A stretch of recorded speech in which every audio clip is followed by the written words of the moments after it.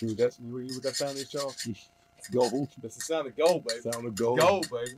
All right, I'll take one. This is going to get annoying. They didn't play together. You don't want the clink clink? All right, so I'm Charlie.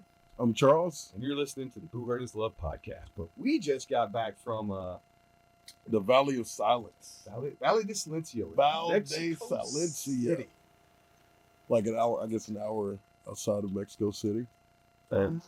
Something like 20 minutes outside the edge. Probably. Yeah, probably. Real close. Yeah.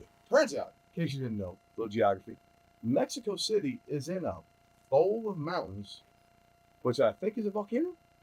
I think probably somebody was telling me it used to be a volcano. Anyway, way back in the day before the Spaniards got there, they lived in like floating cities where they had farming and stuff. It was all floating in this lake in this big caldera. Now it's the most densely populated place on Earth. Oh, I didn't know that. Yeah, if it's not the most, it's like one of the most. Yeah, probably top 5. And celebrating all things Mexico today. Yeah. This episode is brought to you by Suro X. It's not, but one day it will be. Suro X, if you're out there looking for sponsors, this is the most delicious drink in the entire world. My name is Charles, and this is my favorite drink on the Citadel.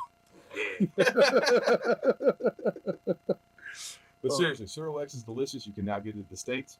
Literally every flavor is amazing. It's one of my favorite things about going to Mexico is getting this stuff at the gas stations. It's basically Mexican Gatorade with no sugar. It seems like every place has like a good sugar-free drink. Because in Spain they had one that was real similar. It was real big called Aquarius. And it was AQUARIUS, whatever, Aquarius. But yeah, that's the best thing about traveling is finding like all the local stuff, like tacos in Mexico City or not tacos in America. Yeah, dude. I like. Apparently, like blue corn is the thing in the Valley of Silence. Yeah, because it's green. The green. You talking about the green taco shells that they had, or the green tortillas? They were kind of green when I finished cooking them, but they were blue. Like it was like blue, like Crayola blue corn, right? Yeah. But apparently, delicious. Endemic to the region. It's good. Yeah, man. And they do a chorizo there that is like crispy. Yeah, not greasy like Texas chorizo. Yeah. And they do it in vibrant red and day glow green. All I ate when I was in Mexico was tacos. I would order something else, and I'd end up with 2 or 3 tacos, and I'd be like, looks like I'm eating tacos. So it was phenomenal. Also, the world championship for the IMCF, what is that? International Medieval Combat Federation? I mean, we weren't there just to eat. I was there to eat. While I was there, I got a couple of medals. Yeah, I picked up a medal on my own. I picked up a medal with Team Ukraine. Yeah, Charles was fighting with Team Ukraine for the 10s and 16s. Yep. And I was 4th place in the 16s. By like the hardest fight I've ever had. I ran out of gas. I mean, y'all went to 8 minutes like what, 3 times? Oh my god. An American team. I was on the 10s and 16s. So we brought. Spoiler alert: America swept all melee categories with gold, unequivocally the best melee country in the United States. Very true. But very true. Before we dive off into that, I want to give a shout out to Ukraine. These guys are in the middle of a war. Yeah. And they managed to put together a team of all vets that went to Mexico City. Went hard, man. And they fought hard. Dude. Yeah, man. They started off not great. Yeah. And then by the end of the first day, they knocked the rust off and were kicking ass. Man, yeah. They shout outs to them, and they accepted me on the team and were like, "You're one of us," and probably some of the. They had a couple singles fighters, some women's singles fighters, and they took home several medals in singles. Yeah. I don't remember off the top of my head which ones are. We'll have a whole rundown, not on this show. This is part of the series we're going to be doing. Yeah, about IMCF. IMCF. Oh, we are recording. Yeah, I got kind of push something up. I should probably put these on. So, anyway, this is the first of the series that we're doing. We're just this is just kind of an overview of us getting back and decompressing because we just got back. Time to clean up. No, it's not. It's not time to clean up. Incorrect. It's time for podcast. It's time for podcast. I guess this podcast is cleaning up the radio waves or the internet. The internet. We are the best Boo-Her podcast. The best Boo-Her on all of the internets. That's what I heard. That's what I heard on the street. Well, that's what I keep telling people. So, all right. Where do we start? Let's start with some of the traditions. Why are we wearing all this shit? Oh, All right. shout outs to Team Mexico for providing us with this really dope Mexican national team tabard. I mean, for those of you guys watching on YouTube, one of the video locations, Charles is showing off a Mexican tabard with this sweet ass embroidery on the back. I am wearing a Team Brazil Show them tabard, embroidery on the back of that. which I am pretty sure the Team Brazil tabards might be the swankiest. They might be the best country tabards. So they are straight up embroidered on both shoulders, sleeves, on the chest, yeah, and they've got a giant Brazilian embroidery on the back. It's just beautiful, dog. It's just beautiful. So why do we have these Mexican and Brazilian tabards? So if anybody here, I'm going to assume that people here who listen to this podcast watch sports. Yeah. I'm going to assume that y'all watch sports. And you know how, like, at the end of really any sports game, you have people do jersey swaps? Tabard swaps are really similar in our game, in our sport. It's a sign of respect. It's a sign of respect. Like we trade our tabards for guys that we respect, and you know. So I traded my tabard with Victor on the Mexican team, and then I traded a set of legs because Brazil has a problem getting legs shipped in because they have some asinine imports. Yeah, they're imports. So I had an old set of legs, which those old set of legs will become important in a future episode. Oh yeah, oh yeah, we got start spilling some tea. Yeah, with these legs I traded to the Brazilians for one of these swanky Brazilian tabards that Ernesto gave me. And to be honest, you I feel like they kind of robbed you. I mean, not really. Not literally, really. But like, yeah, man. Like I wasn't paying to get those legs home. Yeah, everybody. And they got a sweet deal on some leg. Yeah, because those legs. I got a tabard that I really wanted. Yeah, for sure. Those legs also had plenty of life left in them, to be quite honest. I mean, I fought them for 7 years. Yeah, they were fine. They'll probably serve somebody in Brazil for another 7 years. Yeah. Everybody was happy with the trade. Overall, it's a good event. Yeah, good event. Overall, a good fighting event. Yeah. There was some logistical nightmares. Mm-hmm. Which there wasn't a live stream. Yeah, there was no live stream. Normally IMCF has a live stream, but they got kind of screwed in that situation.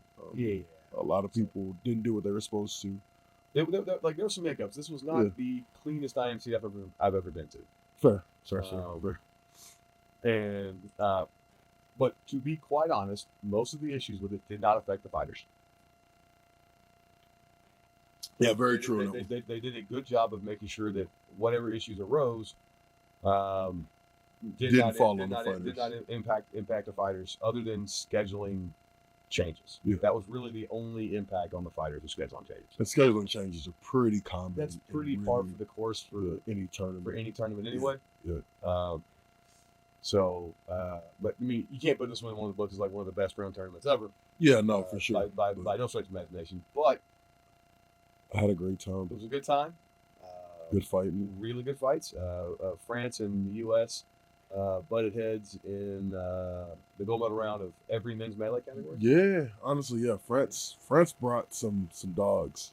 They did. And it's kind of, apparently France has the highest number of teams. I am pretty sure they have the most teams of any country. I was unaware of this, but they have. I had no clue. They have a metric crap ton of their teams. Yeah. So they have lots of talent they can scout from, and it showed, even especially in their bigger categories, because their 10s team and their 16s team had a lot of axes, a lot of good axes, a lot of good axes. This event was kind of a culmination of 6 years for me. Yeah, my first IMCF was 6 years ago in Scotland. Oh yeah, and that was our rookie year. Mm-hmm. And Brennan and I. It's been 6 years. 6 years, Paul.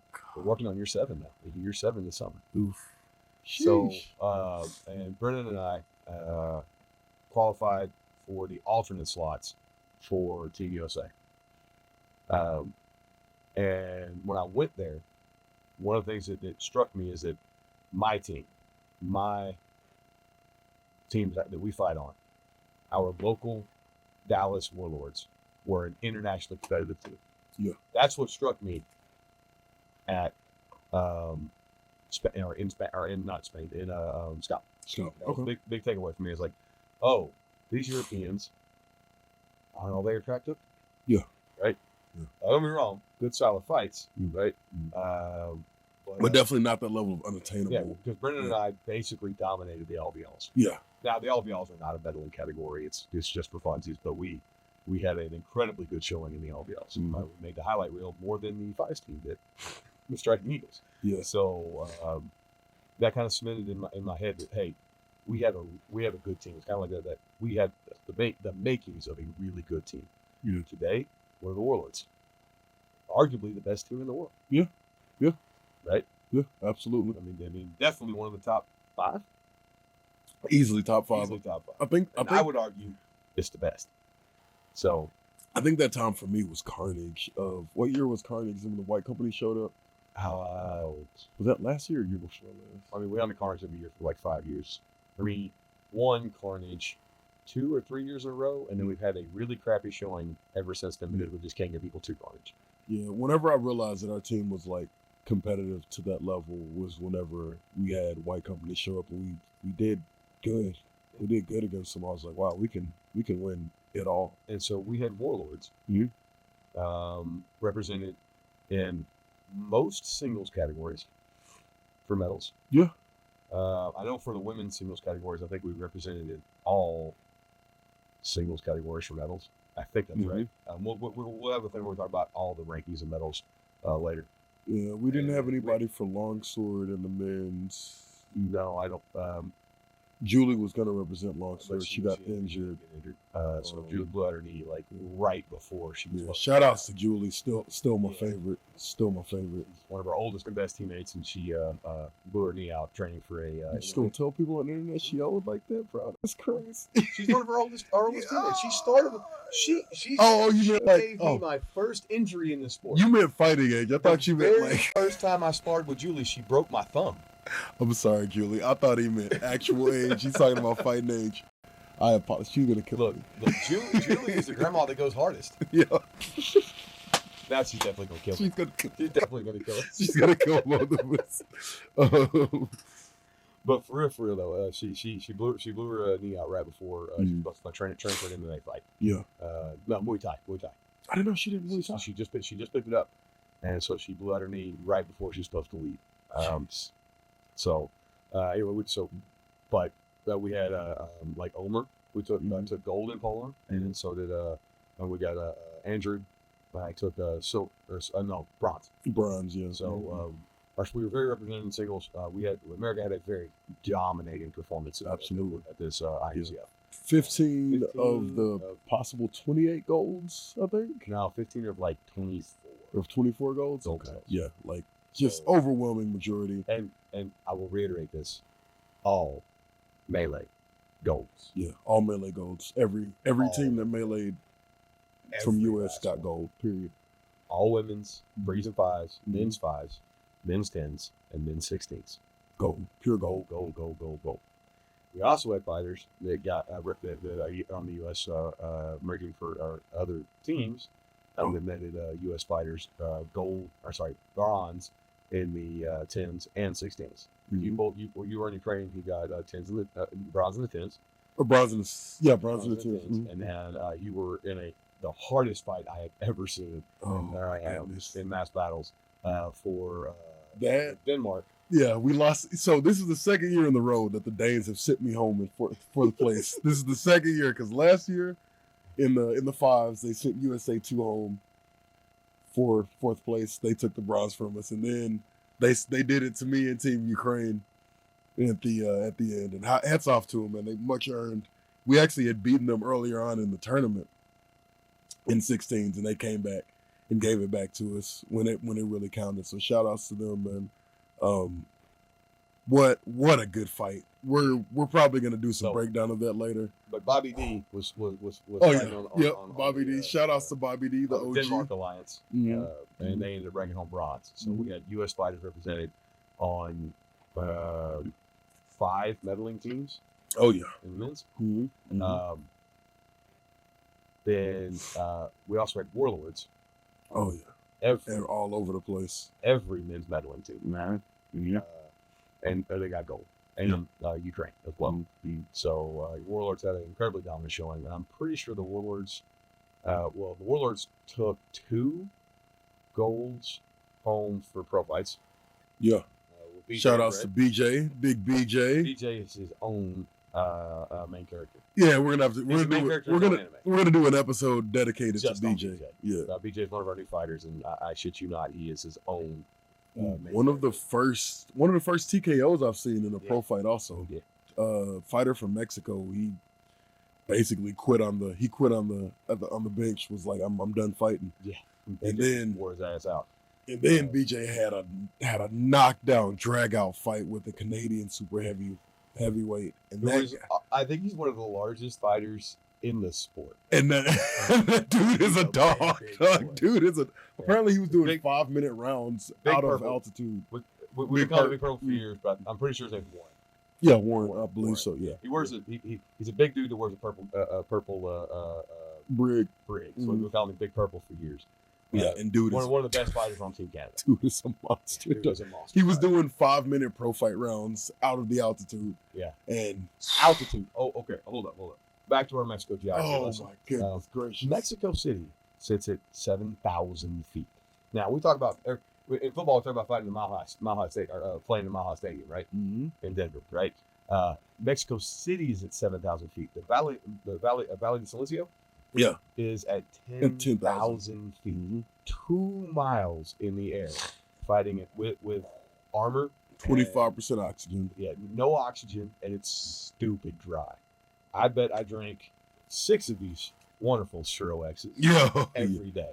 Yeah. Have I mentioned that all these flavors are awesome, and the Churro X should sponsor this? It also has no sugar. No sugar. Am I reading that? No sugar. And no calories. It's got what? It's got sodium and potassium and magnesium, chloride. No, we're doing it live. Calcium, zinc, lactate, and citrate. It's got all of those wonderful salts that you need for that you lose when you sweat. Real good. Anyway, it was 25% oxygen. Yeah, low oxygen. They just suck the water right out of you. Oh my goodness. And so, like fighters were struggling the entire tournament just to stay in kit. And everybody except for Shoshana Shellings and Greg. I mean, because they're from Colorado, so they're used to it. And it was shout outs to Showtime too for I think 3 more golds. All of them. For every category that Showtime is unequivocally the best women's fighder this year. Yeah, like the last few. I mean, absolutely. They were calling her Smog because she just sits on a pile of gold. Yeah, man. Yeah, straight up. Just a monster. is arguably one of the probably the best duelist. Duelists. Yeah, in the sport. Gosh, phenomenal. Incredibly good. Yeah. So I think she got 3 golds of her own.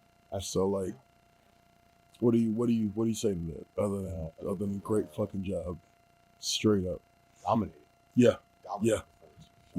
Lauren, the Team USA captain, got a silver.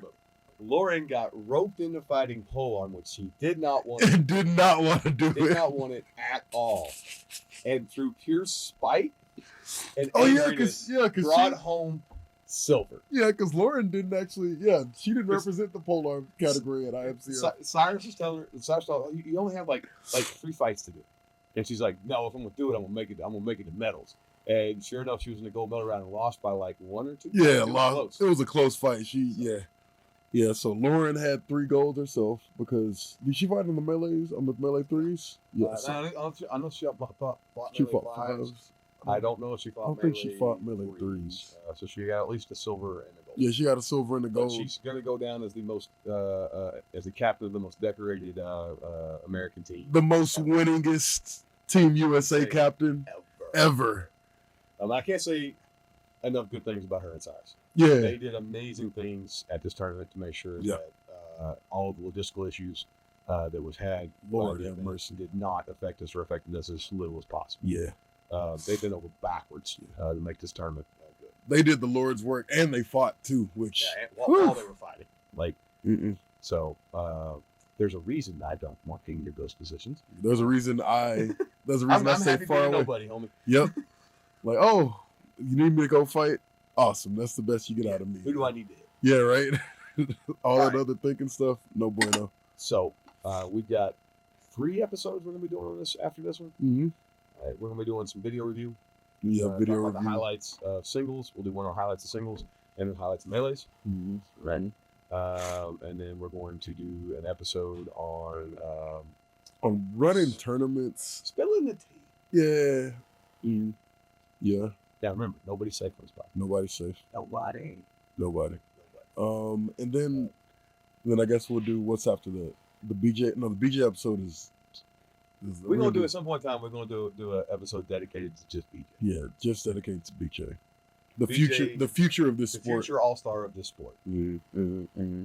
So I'm calling it right now. He is going to be the number 1 fighter in the sport. Yeah, he is. He's that good.